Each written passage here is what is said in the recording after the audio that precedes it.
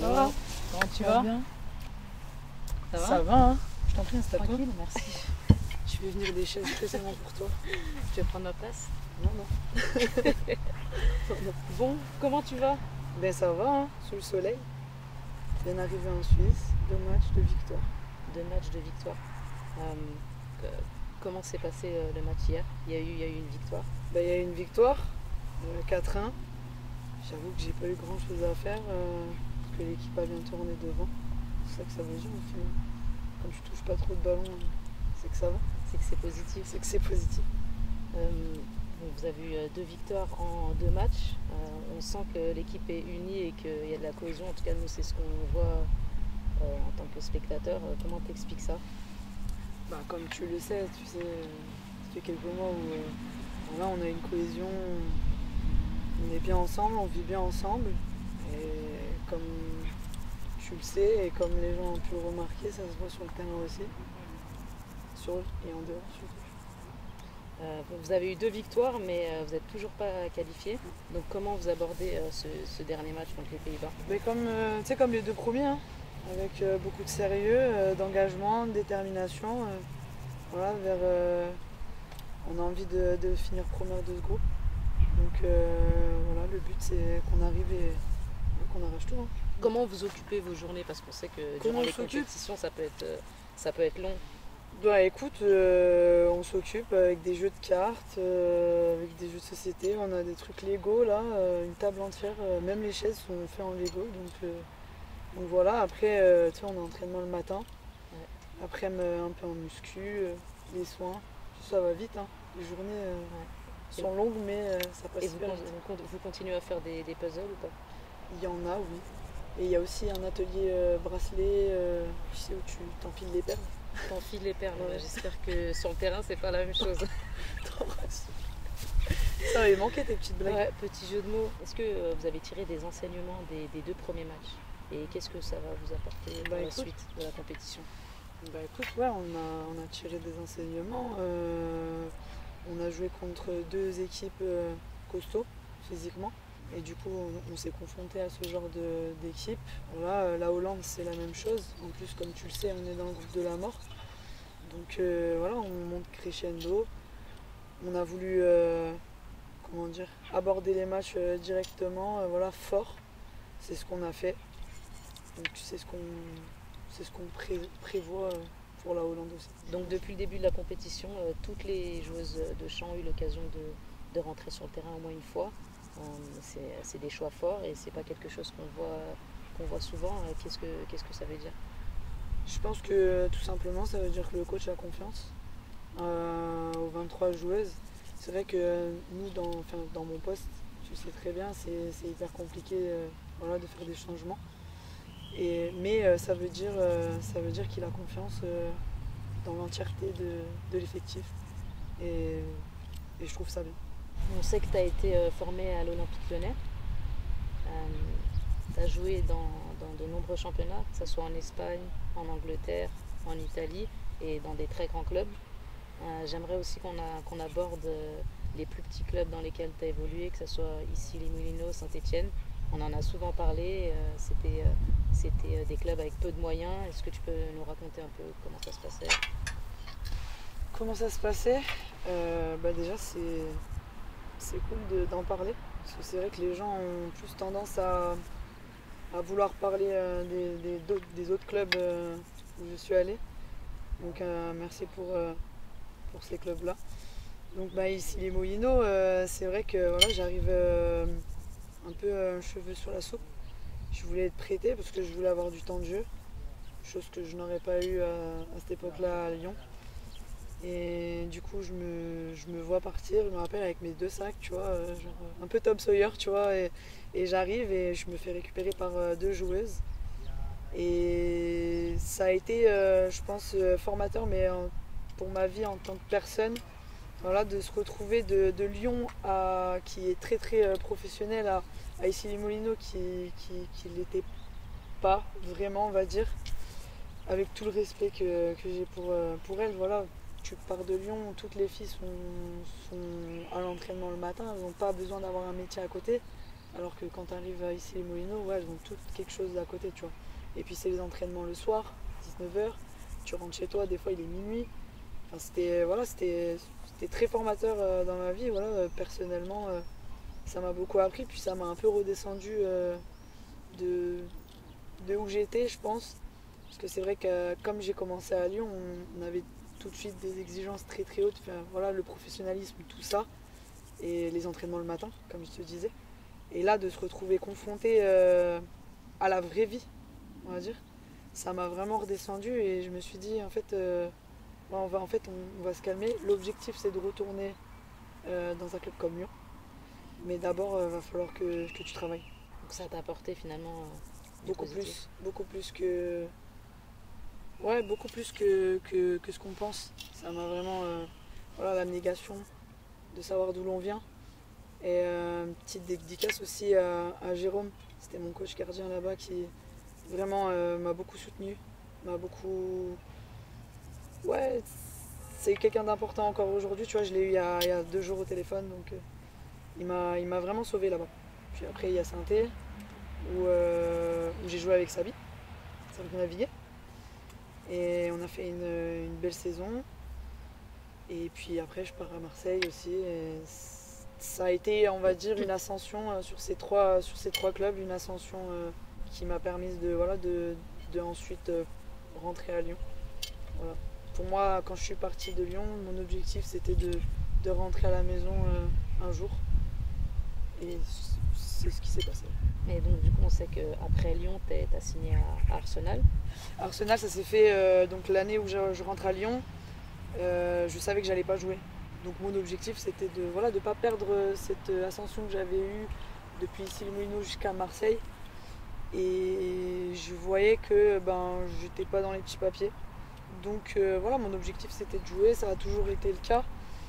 Et donc en décembre, mon agent m'appelle en me disant Arsenal, ça te parle? Oui, bien sûr que ça me parle. Et ok, très bien. Et donc ça te dit? Ouais, clairement. Ça me dit d'y aller. Donc c'est un peu comme quand je pars à ici les Moulineaux, c'est en une fraction de seconde. En fait, il n'y a même pas à réfléchir. Donc Arsenal, pareil, je lui dis ok, pas de souci. Février, je vais visiter les infrastructures, tout ça. Je rencontre Joe, que tu connais. Et voilà, il m'a dit 2 mots, on est ensemble et on est une famille. C'est le seul 2 trucs que j'ai compris en anglais, avec mes notions d'anglais, tu vois. Et du coup, je lui ai serré la main, je lui ai dit l'année prochaine, je joue pour toi. Donc ensuite, je pars de Lyon, j'arrive là-bas. Et au début, en fait, je devais être 2e. Ouais. Derrière Sari Van der Waal, qui était la gardienne de la Hollande, gardienne numéro 1 de la Hollande. Donc du Matakli, quand même un gros morceau. Et en fait, ma chance pour elle, et on va dire, voilà, le malheur des uns font le bonheur des autres. J'aime pas trop cette expression, mais c'est ce qui s'est passé. Elle s'est blessée en début de saison. Du coup, me voilà. Et en fait, au final, il m'a laissé. Il m'a laissé et on a fait une saison incroyable parce que il me semble que ça faisait 7 ans qu'elles n'avaient pas fini première. Ça faisait 5 ans sans Ligue des Champions. Et là, on fait un parcours juste incroyable et on gagne le championnat à la fin de l'année. Ça a été incroyable. Une expérience de fou. Première année, premier titre. Voilà, en plus, totalement actrice cette fois de ce titre. Donc vraiment très contente d'avoir fait ce choix-là au final. C'était la bonne pêche. On sait que t'es arrivé assez tard en équipe de France. T'es arrivé à quel âge? Je crois, il me semble 26. 26 ans, donc c'est quand même... Où ça a été régulier, ouais, 26 ans. Donc t'as eu quand même une carrière avec des hauts et des bas, mais on sait que t'as une force de caractère. Est-ce que tu peux m'expliquer un peu comment t'as fait pour à chaque fois y croire et continuer à te battre et avancer, parce que ça n'a jamais été facile pour toi, on t'a jamais rien donné? Toi tu sais. Moi je sais, donc comme je te toi, pose la question. Ouais. En vrai on est pareil, on a le même style de parcours. Ouais, le foot c'est pas évident, faut pas croire que tu sais aussi bien que moi. Encore moins le poste de gardienne pour le coup. Comment tu gères ça? Très simplement, en fait, j'ai toujours eu espoir, je pense. J'ai toujours eu espoir de faire quelque chose, j'ai toujours eu espoir de... En fait, dans ma tête, ça n'a jamais été fini. Tu vois, ça n'a jamais été le point final, ça n'a jamais été... Je pense que j'ai une force de résilience aussi qui me vient voilà, de tout mon parcours, que ce soit ici Limoux, comme je te dis, même Lyon. Quand j'étais à Lyon, c'est pareil, tu vois. J'ai été quand j'étais à Lyon, tu sais, les années adolescence, machin et tout ça, voilà, la vie d'adulte, tout ça, ouais, j'étais un petit chétan, tu vois. En fait, c'est des actions de vie, c'est pas uniquement par rapport au foot, c'est par rapport, tu vois, par exemple, moi j'ai perdu mon grand-père très tôt, j'avais 18 ans, et ça a été le drame de ma vie. Ça a conditionné ma vie, en fait. Le fait de l'avoir perdu, c'était vraiment mon rock, tu vois. La personne à qui je parlais. Ah, j'aime pas, ça m'énerve. Ça m'énerve parce que je suis même pas triste, en fait. C'est juste... Non. J'ai fait une promesse un jour. Je lui ai fait une promesse. Et je lui ai dit que j'irai jusqu'au bout. À partir du moment où tu fais une promesse, c'est pour ça peut-être ma résilience. Et qu'à chaque fois, même si les gens m'ont piétiné, et ça arrive à beaucoup de monde, mais même quand c'est arrivé, à chaque fois que voilà, j'ai mis un genou au sol, j'ai pensé à cette promesse et je me suis dit, putain, tu peux pas lâcher, t'as pas le droit. Voilà, tout simplement. C'est une promesse que tu as faite à ton grand-père qui a été comme un déclic pour toi et qui t'a emmené au plus haut niveau. Tu l'as vécu comme ça? Clairement, je pense que ça m'a sauvé.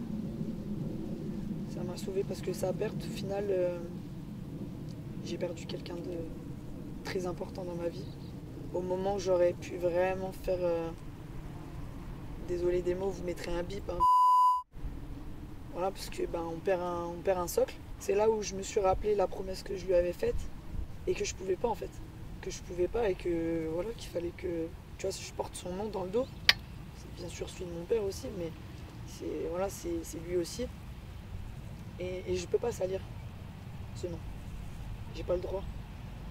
J'ai pas le droit de faire ça. C'est finalement un très bel hommage à ton grand-père. Clairement. Et à chaque fois que je monte sur le terrain, je pense à lui. Tu vois. Tous les jours. C'est dur. C'est dur. Putain, mais je croyais que t'allais me faire rire. C'est dur. T'es chiante. Est-ce que quand tu as commencé le foot, tu t'attendais à avoir une telle carrière, une telle ascension?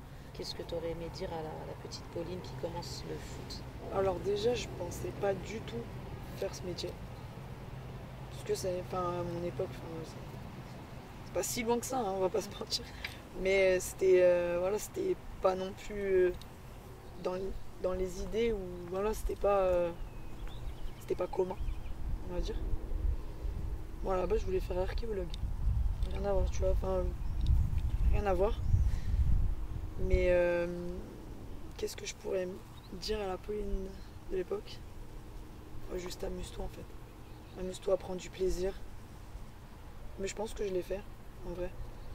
Et juste sois toi-même. Juste ça.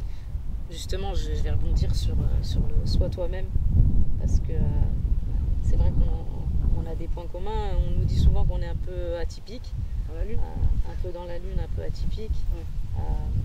Mais j'aime bien ce mot. Ça, on en a souvent parlé. Ouais. Je sais que parfois ça peut paraître péjoratif. Toi, comment toi t'as vécu, comment toi tu vis ça? Est-ce que c'est une force pour toi? Aujourd'hui, ça l'est. Mais on a passé des heures et des heures à en parler de ça.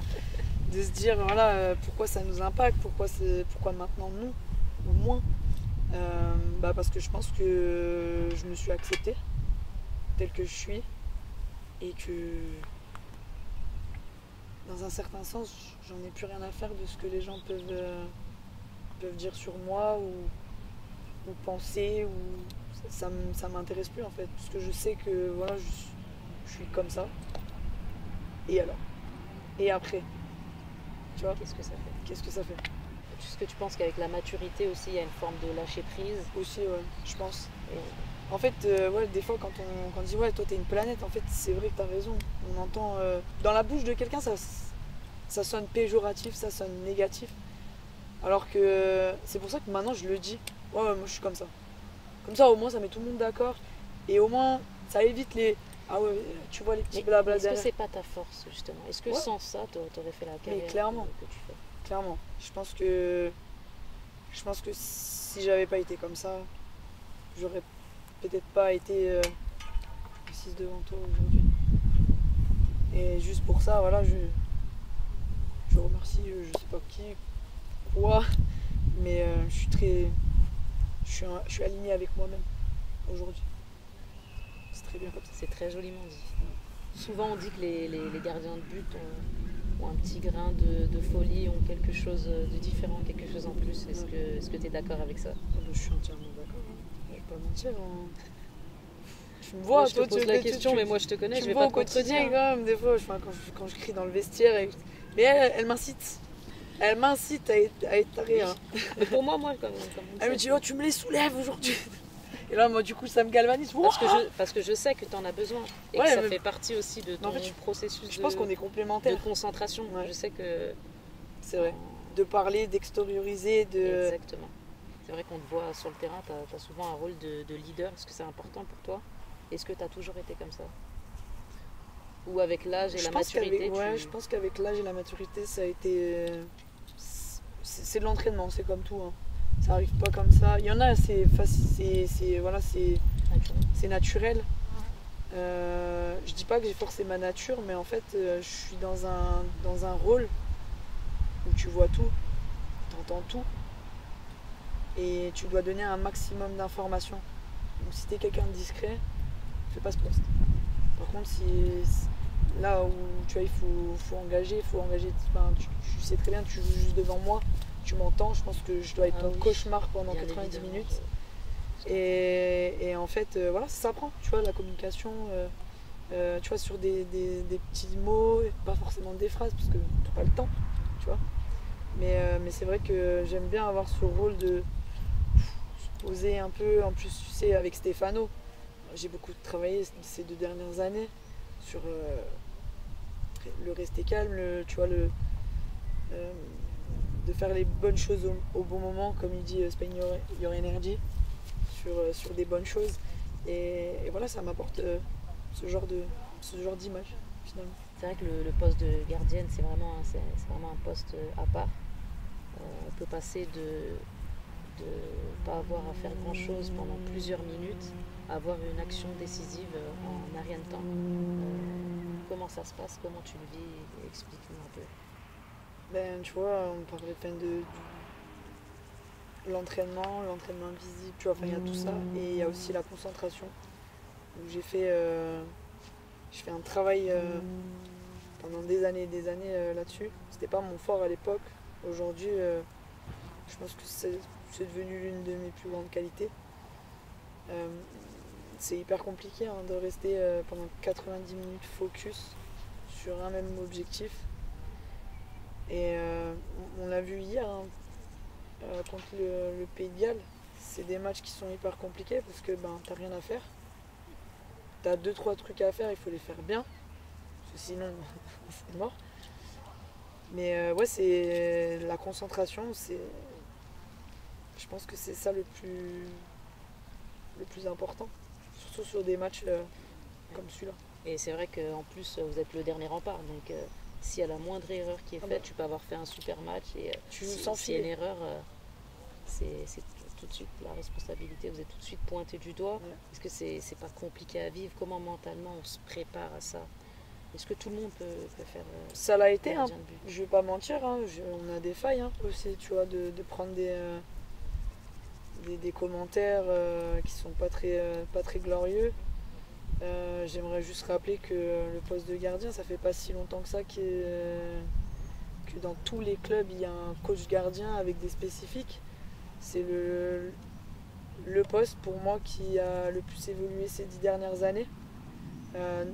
Notamment, on doit forcément arrêter les buts.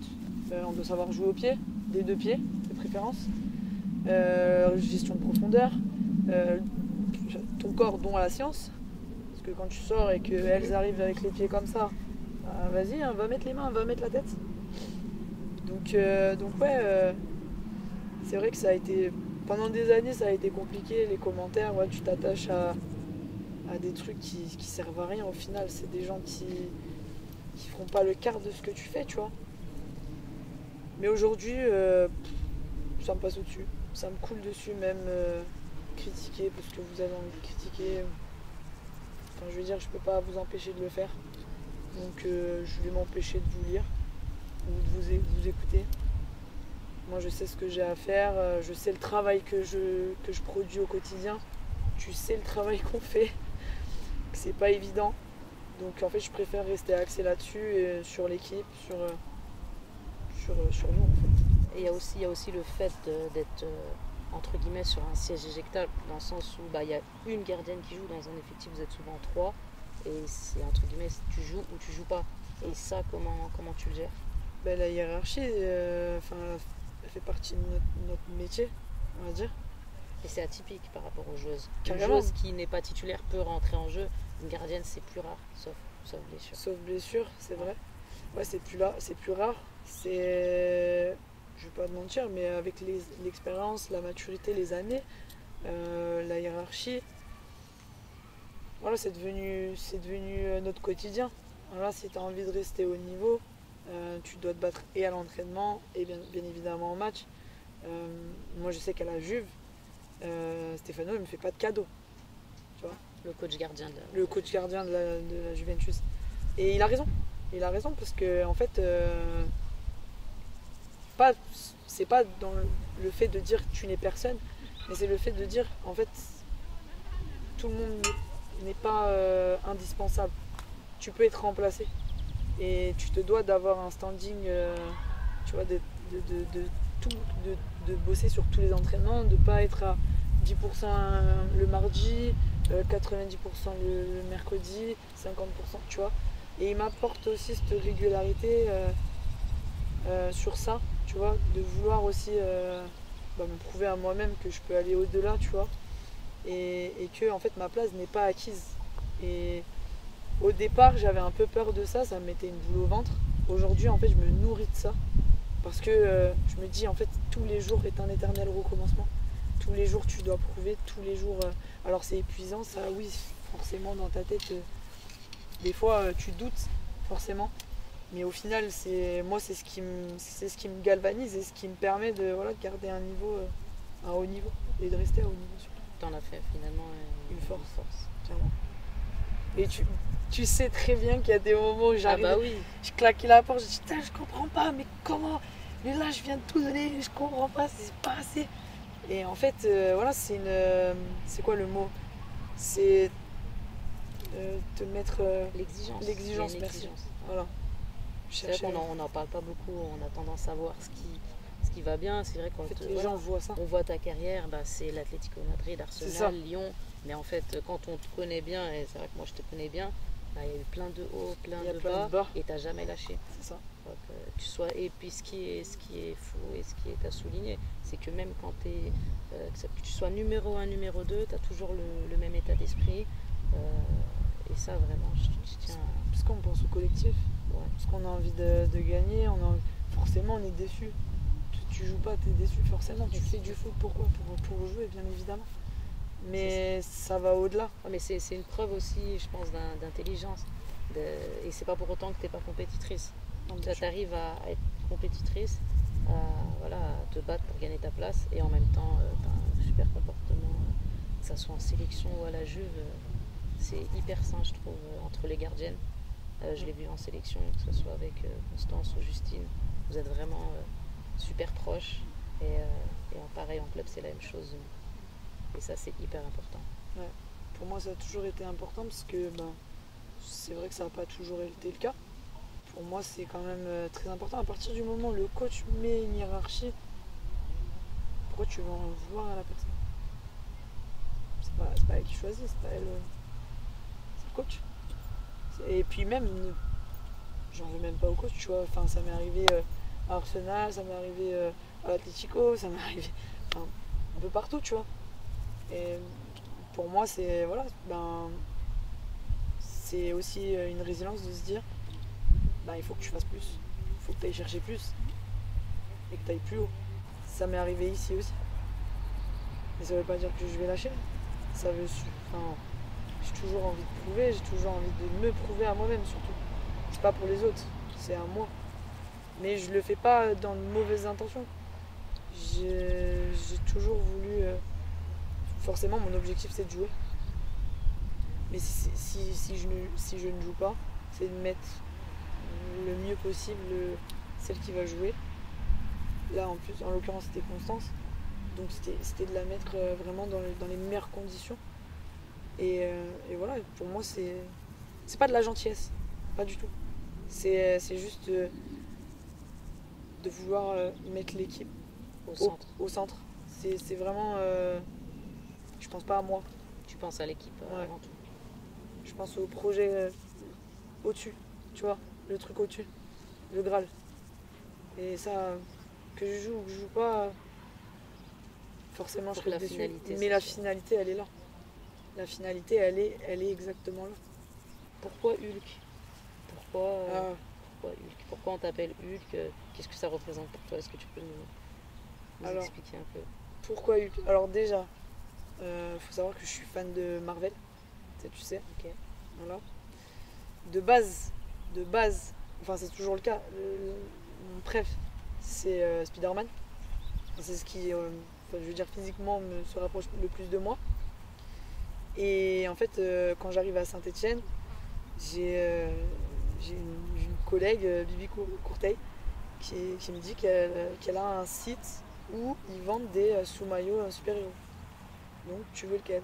Je dis vas-y, prends-moi Spider-Man ou Captain America de base. Ok, très bien. Et là elle me dit en fait c'est tout en rupture de stock et il en reste un seul, c'est Hulk en S.